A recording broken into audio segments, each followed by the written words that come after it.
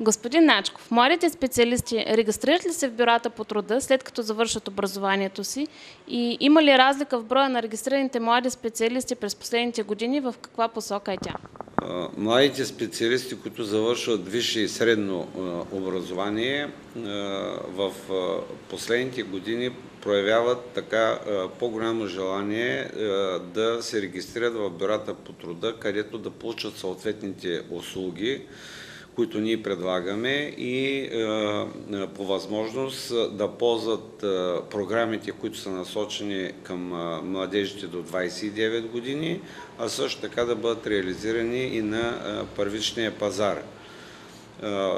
Аз няма да ви отегчавам с цифри, само една цифра, че за цялата 2010 година имаме около 2100 младежи, които са регистрирани, а само за първото полугодие във Варненския регион са регистрирани 2450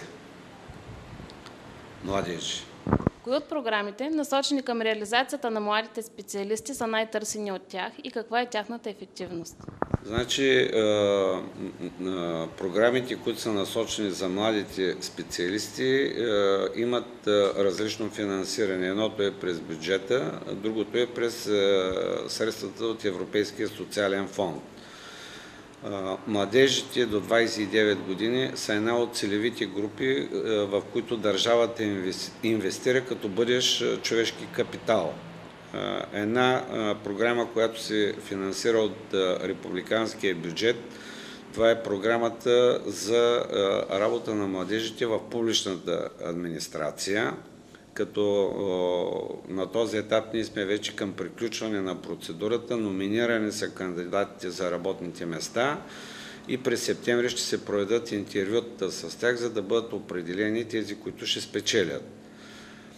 Друга програма, която е финансирана от Европейския социален фонд, това е тъй нареченото ново начало от образование към заетост.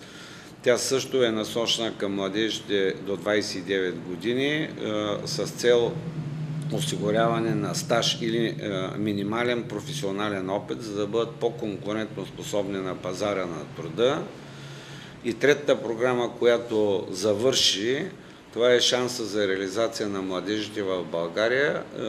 Всички регистрирани безработни младежи с средно или висше образование, които желаяха да повишат компютърните си умения и чуждоезиковите си познания, бяха включени в такива курсове. Около 1500 човека минаха през тези курсове и около 400 вече са си намерили работа на първичния пазар на труда. Това са най-едрите програми, които са целево насочени към тази група младежи до 29 години. Благодаря. Това означава, че ефективността на програмите е нараснала. Да, тъй като особено когато вече станахме членки на Европейския съюз, намаляха средствата от републиканския бюджет за сметка на усвояването на средствата от Европейския социален фонд и тъй като всяка държава има интерес да повиши квалификацията и конкурентоспособността на младежите с цел тяхната реализация като бъдещ човешки капитал, тя инвестира в тяхното развитие. Какви алтернативи предлага нашата страна за развитието на младите специалисти на нашия пазар на труда?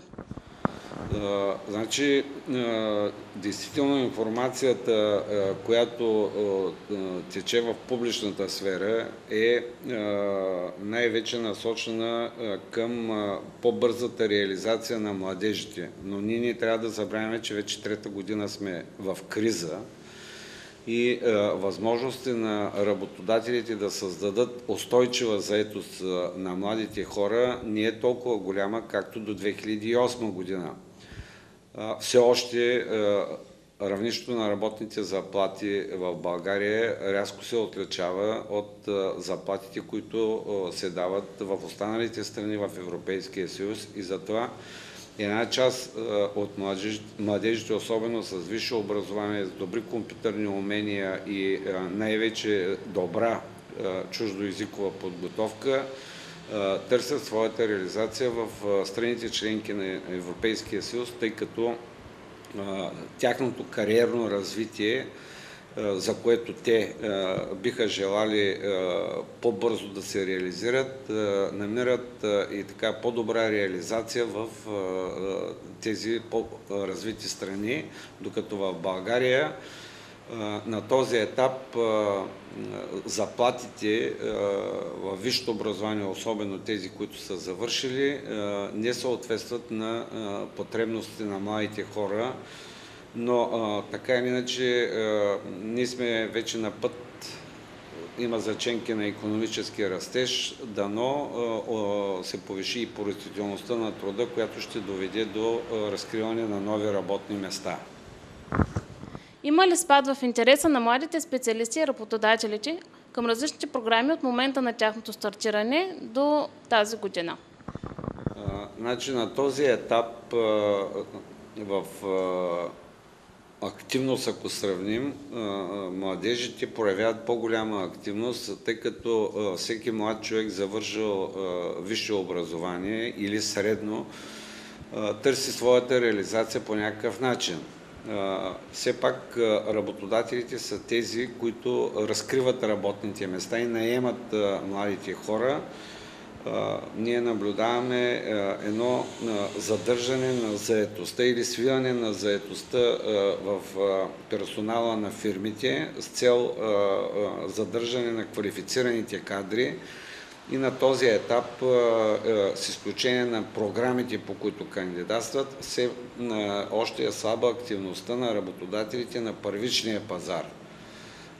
Много млади хора намират своята реализация в сезонната заетост, която е характерна за Варна, но така или иначе в други региони аз мога да сравня областите, за които реализираме държавната политика в сферата на заетостта. Коренно различни са нещата в Шуменска област, където активността на работодателите е доста по-ниска, тъй като при тях няма фактора сезонна заетост. Има в няколко общини преработваща промишленост, която също наема млади хора до 4-5 месеца, докато тече преработката на продукцията и след това отново те се връщат на пазара на труда.